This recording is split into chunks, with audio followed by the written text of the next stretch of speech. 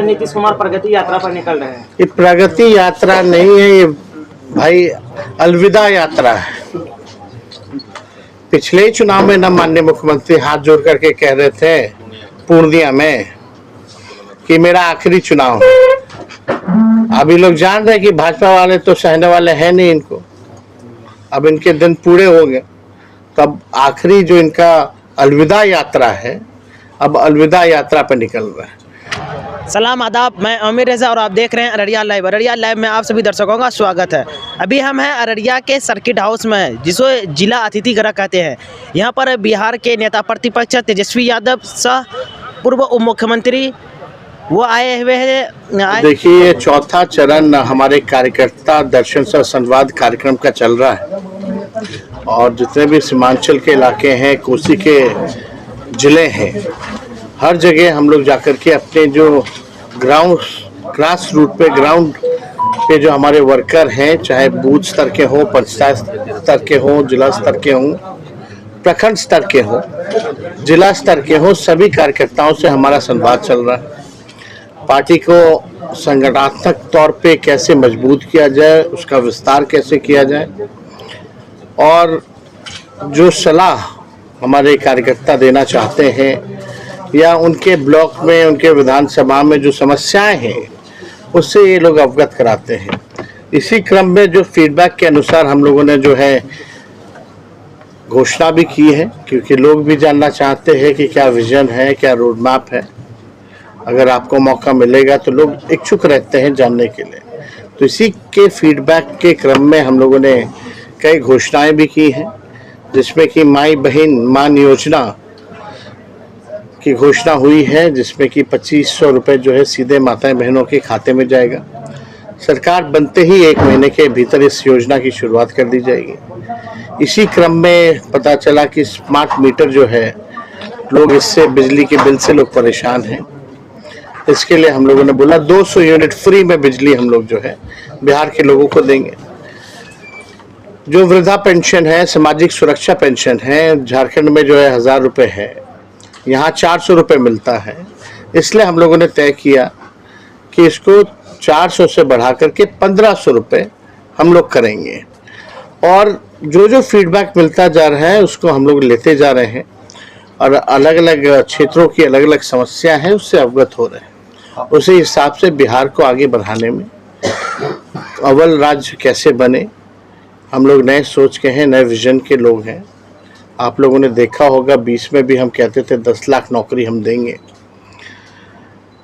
जब उप मुख्यमंत्री बने, 17 महीने जब हमारी सरकार बनी, तो हम लोगों ने 17 महीने में 5 लाख लोगों को सरकारी नौकरी दिया और 3 लाख नौकरी प्रक्रियाधीन कराई। आप देखिएगा 9 अगस्त 2022 को हमारी सरकार बनी थी और ठीक 15 अगस्त 22 में ही माननीय मुख्यमंत्री जी से हमने घोषणा कराई थी 20 लाख की। अगर वो आप भाषण सुने गांधी मैदान में जो मुख्यमंत्री जी ने दिया था, लेकिन जब 20 में हम कहते थे 10 लाख नौकरी देंगे तो माननीय मुख्यमंत्री जी कहते थे असंभव है, कहाँ से लाएगा पैसे, अपने बाप के पास से लाएगा। तो असंभव को भी हम लोगों ने संभव करके दिखाने का काम किया। आज लगभग जो है बीजेपी के जो नई सरकार बनी है एनडीए की, 11 लगभग 1 साल होने जा रहा है। जो हमने 3.5 लाख जो नौकरी जो प्रक्रियाधीन कराई थी, 5 लाख तो दिया, उसमें अब तक जो है किसको कितना नौकरी मिला ये बताए नीतीश कुमार जी। जब बीपीएससी की बारी आती है तो पेपर लीक हो जाता है, लोग परेशान है, परीक्षा को रद्द करना पड़ता है, कोई नौकरी नहीं मिल रहा। लेकिन जब हम लोग थे 17 महीने तो कोई भी पेपर लीक नहीं हो पाया। ये सच्चाई है। और आप देखिएगा उस 20 लाख का वादा कब पूरा करेंगे ये। हम तो कहना चाहते हैं कि मुख्यमंत्री जी को खुलकर के आकर के बताना चाहिए कि आखिर क्यों नहीं कर पा रही है, पेपर लीक क्यों हो रहा है। तो हम इतना ज़रूर कहेंगे कि हमारे पास विजन है, रोड मैप है, काम करने का तरीका हमें पता है। अब मुख्यमंत्री जी टायर्ड हो चुके हैं और उनके अधिकारी जो है रिटायर्ड है। रिटायर्ड अधिकारी और टायर्ड मुख्यमंत्री से बिहार अब चलने वाला नहीं है। तेजस्वी आगे आगे रहेगा और मुख्यमंत्री जो है उसी की नकल करते करते पीछे पीछे उसी काम को गिनवाने का काम करेंगे, जो कि खुद कहते थे पहले असंभव है, उसको हम लोगों ने संभव करके दिखाने का काम किया। वही नियोजित शिक्षक से हमने वादा किया था जब भी सरकार में आएंगे तो 4.5 लाख जो नियोजित शिक्षक हैं उनको राजकीय कर्मी का दर्जा देंगे। हम लोगों ने वो भी दिया, राजकर्मी का दर्जा दिया। तालमी मरकज हो, विकास मित्र टोला सेवक, स्वयं समूह, आंगनबाड़ी, आशा, सबके मानदेय को भी हम लोगों ने बढ़ाया। जाति आधारित गणना भी कराई। हम लोगों ने आरक्षण की सीमा को भी 65% जो है बढ़ाने का काम किया। EWS 10% एज इट इज रख के टोटल आरक्षण 75%। तो देखिए, जहाँ तक नौकरी का सवाल है, सबसे बड़ा बिहार में जो है बेरोजगारी बड़ी है। अगर आप नीति आयोग का रिपोर्ट देखें, महंगाई है, यहाँ पलायन बहुत ज़्यादा है, आप देखिएगा गरीबी बहुत ज़्यादा है। इस पे कोई जो है चर्चा नहीं कर रही है लोग, लेकिन किसी भी कीमत पर जो है ये थके हुए मुख्यमंत्री से जितने रिटायर्ड अधिकारी हैं ये लोग पीछे पीछे रहेंगे और इनसे हम लोग काम करवा करके रहेंगे। दूसरी बात, आप देखे होंगे कि अमित शाह जी ने कल जो है बाबा साहब अंबेडकर को लेकर के जो राज्यसभा में, पार्लियामेंट में उन्होंने बोला, इसकी हम घोर निंदा करते हैं। पहले यही भाजपा के लोग, RSS के लोग गांधी जी को गाली देते थे, कर्पूरी जी को गाली देते थे, अब नेहरू जी को गाली दे रहे हैं और अब अंबेडकर जी को गाली देने का काम कर रहे हैं। इन RSS और भाजपा के पास कोई महापुरुष तो है नहीं, आज़ादी में इनका कोई योगदान तो रहा नहीं, केवल नफरत फैलाना, भाई को भाई से लड़ाना, यही काम में लगे रहते हैं लोग। अब चाहते हैं जो महापुरुष हैं उनके नाम को जो है बदनाम किया जाए। तो इसका हम लोग कड़ा विरोध हम लोग जो है पूरी तरीके से करते हैं। बाबा साहब अंबेडकर हम लोगों के फैशन भी है, पैशन भी है, मोटिवेशन भी है। बाबा साहब अंबेडकर, तो किसी भी कीमत पर बाबा साहब अंबेडकर का हम लोग जो है अपमान जो है झेलने वाले नहीं है। और हम सब लोग मिलकर के जो है, कल भी हमने ट्वीट करके अपने बात को जो है सभी के सामने जो है हम लोगों ने रखा है। तो भाजपा के लोगों की मानसिकता ये दिखाती है। कल जब अमित शाह जब बोल रहे थे तो उनका बॉडी लैंग्वेज देखिए और भाषा देखिए कि किस प्रकार से बाबा साहब अंबेडकर को लेकर के उन्होंने वक्तव्य दिया। उन 17 सेकंड में ही बातें स्पष्ट हो जाती हैं कि इन लोगों की मानसिकता क्या है। हम लोग तो कई बार कहते रहे ये लोग संविधान विरोधी लोग हैं। ये पूरी तरीके से ये लोग बाबा साहब अंबेडकर का जो है नाम को बदनाम करना चाहते हैं। जैसे कि इन लोगों की कोशिश रही है पूर्व में, गांधी जी हों, कर्पूरी जी हों, नेहरू जी हों, इनको नाम को बदनाम करने की। तो हम लोग यहाँ आज अररिया आए और यहाँ संवाद होगा लोगों से, और मुझे पूरा भरोसा है कि जो कमी होगी संगठन को कैसे आगे बढ़ाना है, जो भी कमी हो उसकी हम लोग भरपाई करेंगे, कमी को दूर करेंगे और एक मजबूत संगठन के रूप में हम लोग जो है बिहार में जो भी चुनौतियां हैं फिरका प्रस्त शक्तियों के आगे, उसको हम लोग करारा जवाब देने में कामयाब ही नहीं होंगे, बल्कि सत्ता से भी बेदखल करेंगे। और कुछ सवाल? जी सवाल ये था कि आप जो है अभी मजबूत तौर पे बिहार में विपक्ष में है, लेकिन जब आप 5 साल के लिए सत्ता में आएंगे तो आपको आपका इंडस्ट्री को लेकर क्या रोड मैप है? देखिए, इंडस्ट्री को लेकर तो आपको तो पता ही, जब 17 महीने हम लोग उप मुख्यमंत्री रहे, इंडस्ट्री डिपार्टमेंट भी हमारे ही समीर महासेठ मंत्री थे RJD से। 50,000 करोड़ का हम लोगों ने निवेशकों को बुला करके MOU साइन कराया, जो बिहार में पहले ऐसा कभी नहीं था। उसके बाद ठीक चाचा जो हैं वो पलट गए। तो हम लोग तो हर एक जोर पे कोशिश किया।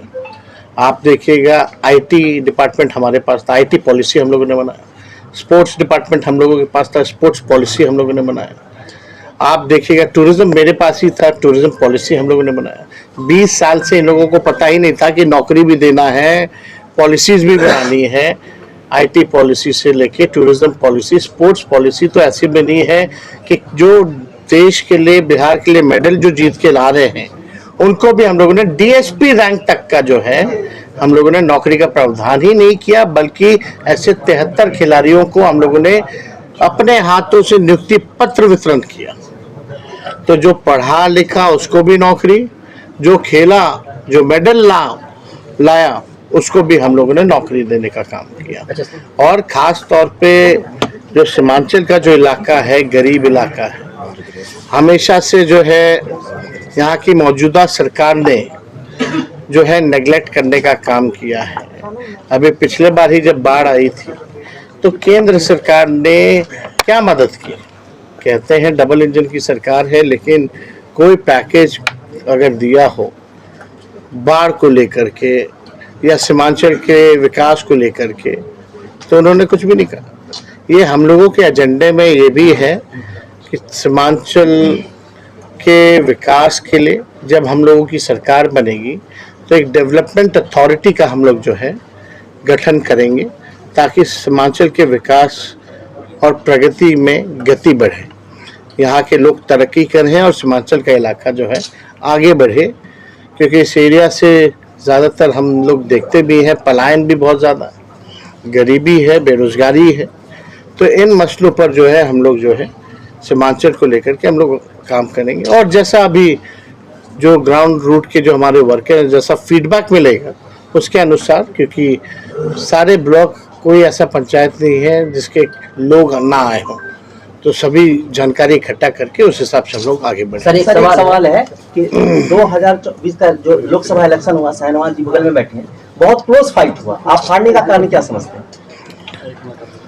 देखिए, अब इसका विश्लेषण तो हम लोग इंटरनली हम लोग कर ही चुके हैं, लेकिन बहुत ही कम मार्जिन से जो है यहाँ हार हुई है। और इसको देखते हुए हम लोग जो है कदम भी उठा रहे हैं, लेकिन हमको नहीं लगता कि इस चीज़ों को जो है सार्वजनिक करने की ज़रूरत है। हमें कारण पता है और उस हिसाब से हम लोग जो है आगे बढ़ रहे हैं। वन नेशन वन इलेक्शन पे आपकी पार्टी का क्या स्टैंड है? नहीं, हम लोग तो स्पष्ट कर चुके हैं। जितना देखिए, अगेंस्ट द कॉन्स्टिट्यूशन, जो संवैधानिक जो हमारा जो ढांचा है, इसके विरोध में है ये। और कहीं से भी जो है ये भाजपा के लोग जो हैं अभी बात कर रहे हैं वन नेशन वन इलेक्शन, कल बात करेंगे वन नेशन वन पार्टी, परसों बात करेंगे वन नेशन वन लीडर। ये तो आरएसएस के एजेंडे पे चल रहा है, संविधान को तो मानना ही नहीं चाहते। इससे जितने क्षेत्रीय दलों के जो मुद्दे हैं वो खत्म हो जाएंगे।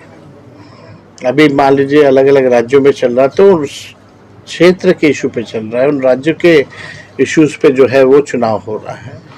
और इलेक्शन कमीशन तो टीटीएम है मोदी जी का, ताबड़तोड़ तेल मालिश करने वाला, जो बाय इलेक्शन एक साथ नहीं करा सकता, जो 4-5 राज्यों का चुनाव एक साथ नहीं करा सकता, उससे क्या उम्मीद रखी जा रही? और आप लोग तो सब लोग जान रहे हैं, बिहार का जब चुनाव होता है तो एक लौता राज्य होता है जहाँ चुनाव हो रहा होता है पूरे देश में, मुल्क में, वहाँ एक फेज में ये चुनाव नहीं करा सकते हैं, तो इनसे कोई उम्मीद नहीं रखी जा सकती। इसका हम लोगों ने विरोध किया है। सर आप जो है जो जातीय जनगणना है उसके पुरजोर समर्थक हैं सर। मैं आपसे जानना चाहूँगा कि सीट बंटवारे को लेकर के भी क्या जिसकी जितनी हिस्सेदारी, उसकी जितनी भागीदारी पर बातचीत होगी सर? देखिए, एकदम होना चाहिए। समाज में सोशल इक्वेशन के हिसाब से टिकट डिस्ट्रीब्यूशन हो, और उसके साथ साथ कोई भी पार्टी चाहती है विनेबल कैंडिडेट हो। Winnability factor is more important. तो हम लोग तो सब लोगों को साथ लेकर के चलना चाहते हैं, और हम लोगों की कोशिश है कि सभी लोगों को हम लोग जो है मौका दें। और शुरू से ही हम लोगों ने कहा है ये A to Z की पार्टी है, सभी लोगों को मौका मिलेगा। सर आप मुस्लिम बाहुल इलाके में हैं, पिछले बार MIM बहुत अच्छा परफॉर्मेंस की थी, इस बार आप उसको कितना बड़ा चैलेंज मानते हैं? देखिए, इसमें हमको कोई टिप्पा टिप्पणी नहीं करना है। सबका पार्टी है, सबका अधिकार है चुनाव लड़ने का। इस बार किसी भी ना किसी कीमत पे राष्ट्रीय जनता दल महागठबंधन इंडिया अलायंस जो है सरकार बनाएगी। सर नीतीश कुमार प्रगति यात्रा पर निकल रहे हैं। ये प्रगति यात्रा नहीं है, ये भाई अलविदा यात्रा है। पिछले चुनाव में न माननीय मुख्यमंत्री हाथ जोड़ करके कह रहे थे पूर्णिया में कि मेरा आखिरी चुनाव है। अभी लोग जान रहे हैं कि भाजपा वाले तो सहने वाले हैं नहीं इनको, अब इनके दिन पूरे हो गए। तब आखिरी जो इनका अलविदा यात्रा है, अब अलविदा यात्रा पे निकल रहा है। लेकिन अलविदा यात्रा पे निकल रहे हैं तो 2 अरब 25 करोड़ 78 लाख रुपए खर्च करके जा रहे हैं। आप बताओ, अपनी जनता मालिकों से मिलने के लिए, संवाद करने के लिए कोई मुख्यमंत्री को इसकी आवश्यकता क्यों है? ये अधिकारियों की लूट की छूट है। शुक्रिया।